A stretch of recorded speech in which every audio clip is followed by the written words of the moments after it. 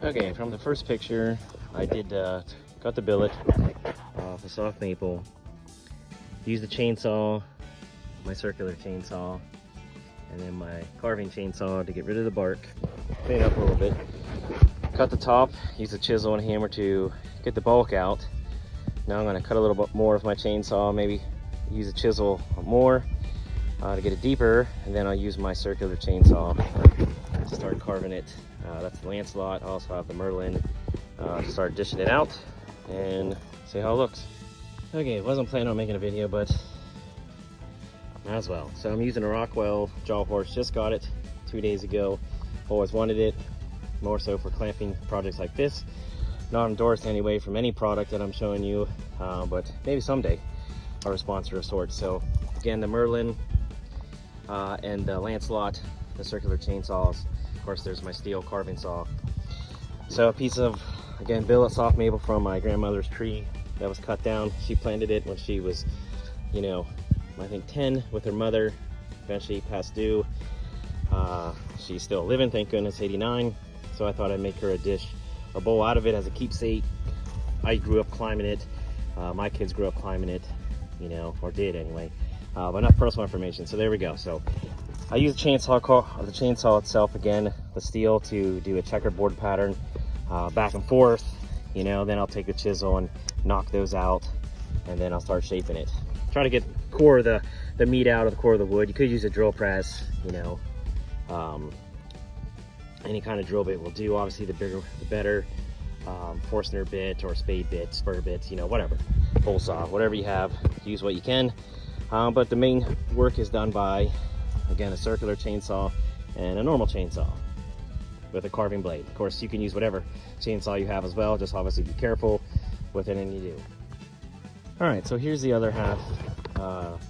Like I said, had a billet, cut it with a chainsaw in half. This is the one that I already cleaned up, dished out, ready for sanding. You know, had the rasp bit on my Merlin, the little circular chainsaw tool. Okay, so I just got done using a simple wood chisel and a hammer. Again, you can use what you want, drill press or other carving tools. Get out the bulk. Now we use the Lancelot circular chainsaw, or just a grinder, to make it look like that.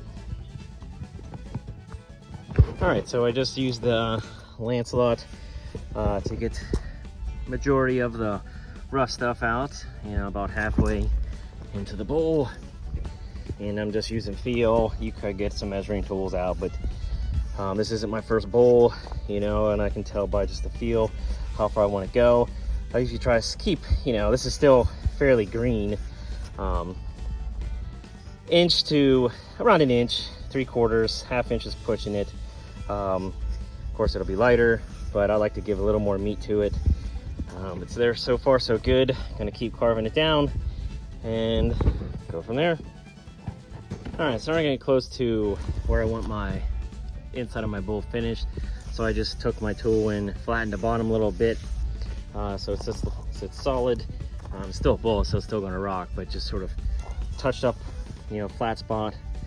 I think 1/3 of the bowl straight down the middle, so it sits nice and flat when you put stuff in it. Now I'll flip it over and finish the inside. All right, rough out is done with the bigger circular chainsaw. Got it pretty much where I want it. A little rough in there, but I can smooth that out. I'm going to use now what is the Merlin. Again, not endorsed or sponsored by anybody, just one of these tools because I like to carve and they do a nice job making bowls out of billets. So I'm going to use that, you know, rasp bit to basically rough sand everything, get it all smooth, and then it's ready for sanding. So far so good. It's turning out as I expected. All right, so here it is. It's all rasped out, ready for sanding. You still see the moisture coming out. I rounded off the edges the whole way around, you know, get ready for sanding.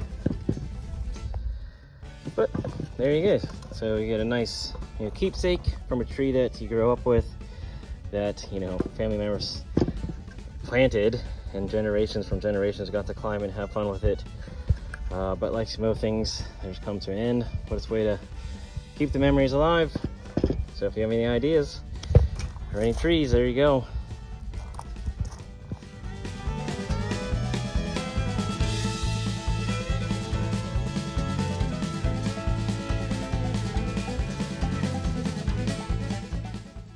Alright, so here's a bowl I carved out of a birch stump. I used my circular chainsaw, main chainsaw, to get the majority out, and then shape it, and then sanded it really well. It's pretty heavy for birch.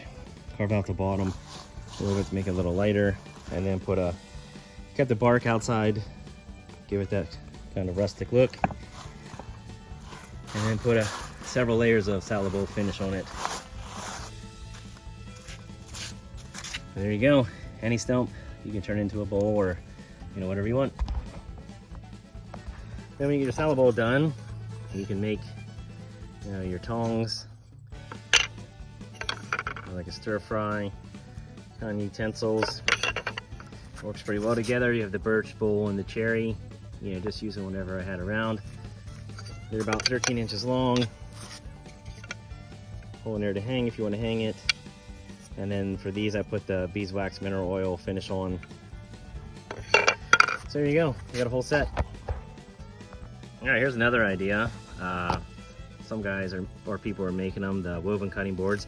This is your breadboard style. It was just going to be a practice run from an old, just straight, lines, the straight boards, cutting board. I wanted to try to do the woven.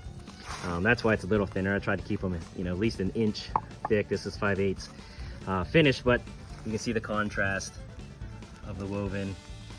So another fun, cool project. Takes several steps to do it, but it's fairly easy once you get the hang of everything.